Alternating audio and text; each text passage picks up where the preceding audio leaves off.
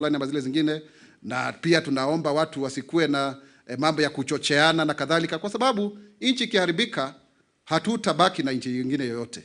Na sisi kama serikali hatuna ugomvi wowote na wanahabari hata kidogo. Na yule ambaye ni mwanahabari alikuwa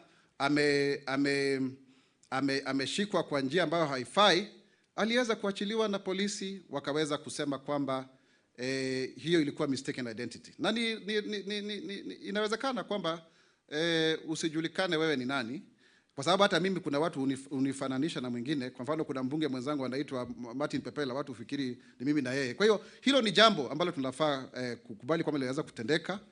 Na kwa hivyo wanahabari, tungependa kutoa kauli kama serikali, tuko tayari kuzungumziana na nyinyi, tuweze kuona kwamba mnafanya kazi yenu ipasavyo kwa njia ya uhuru na bila kuegemea upande wote mwingine.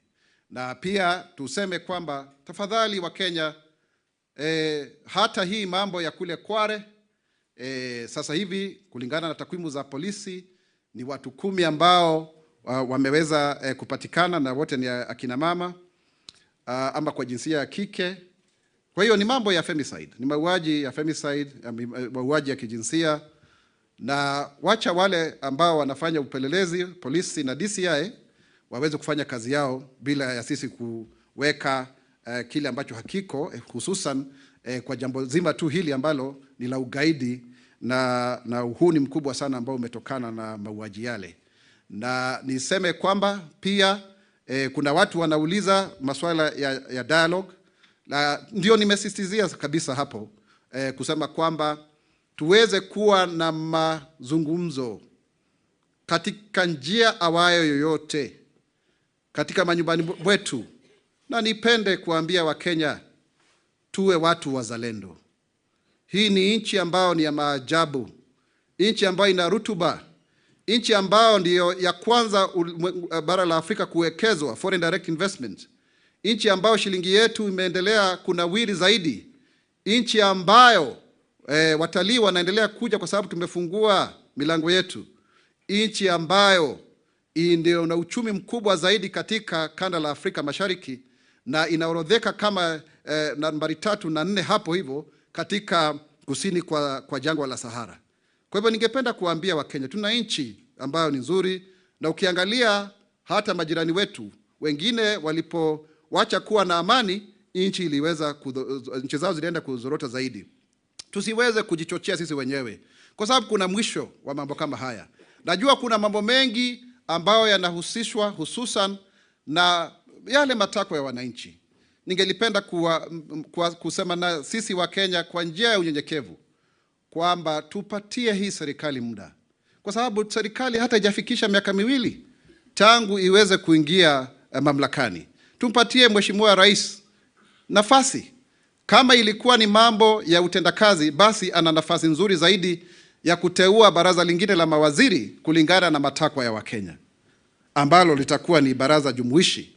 Kwa hiyo tumpatie hilo nafasi, kwa sababu amesikia, na yeye mwenyewe ni msikivu na anampenda amani, na ambaye anataka sote tuweze kufikia ile ruwaza ya the better plan ambayo amesema.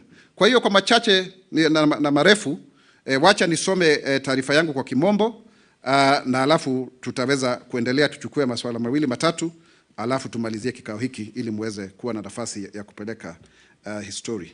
So let me read in English. A press statement by the government spokesperson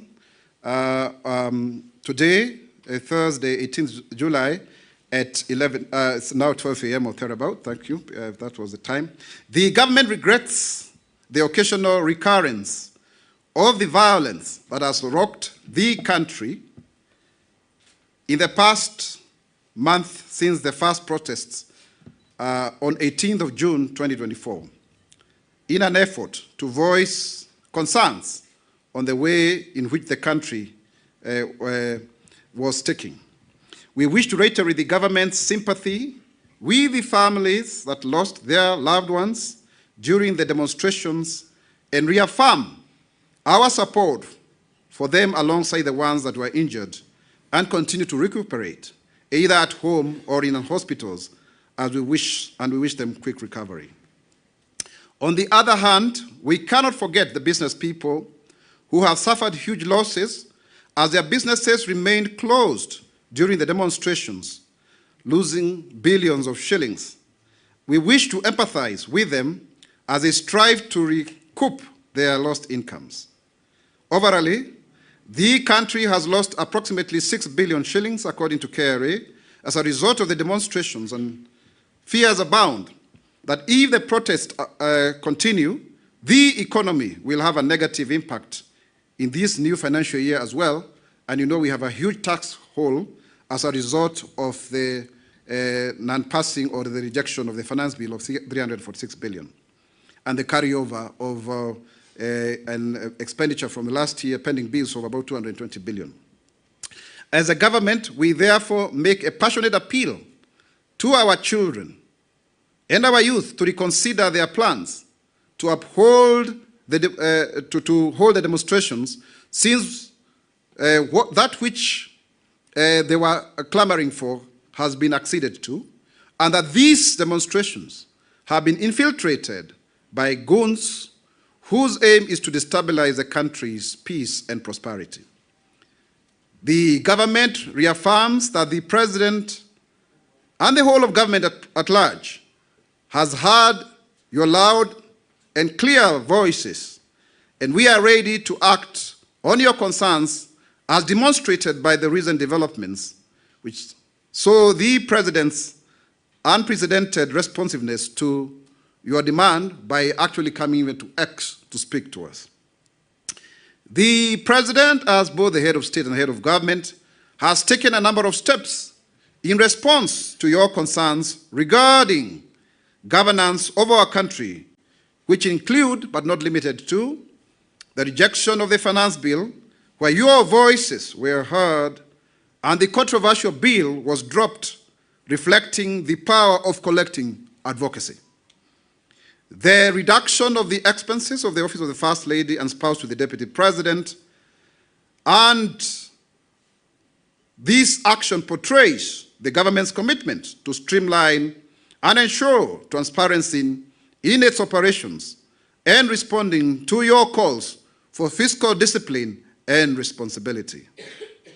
The President's direct engagement with you on social media demonstrates a commitment to open dialogue and addressing your concerns in real time through an interactive channel of your choice, signifying the shift in the means and modes of communication to the benefit of the common wananchi in a more democratic and individualized and personalized manner.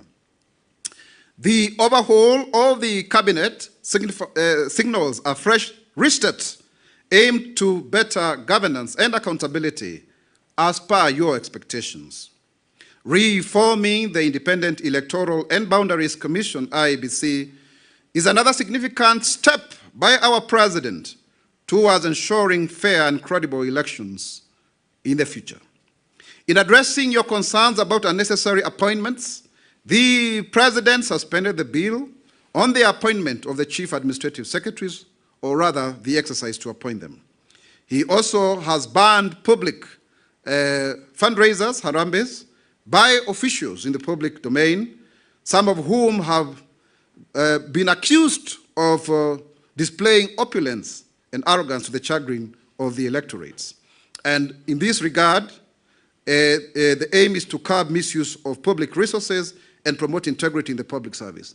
On behalf of any public official who has been seen to be opulent, proud, and arrogant, all of us, I wish to issue an unreserved apology to the people of Kenya, and wish to say that going forward, public officials shall demonstrate responsibility and humility as has been instructed by our appointing authority and our President, His Excellency President William Ruto. So I wish to issue that unreserved apology for that show of opulence and arrogance and display of matters that may be seen to be contemptuous of the sufferings of Kenyans.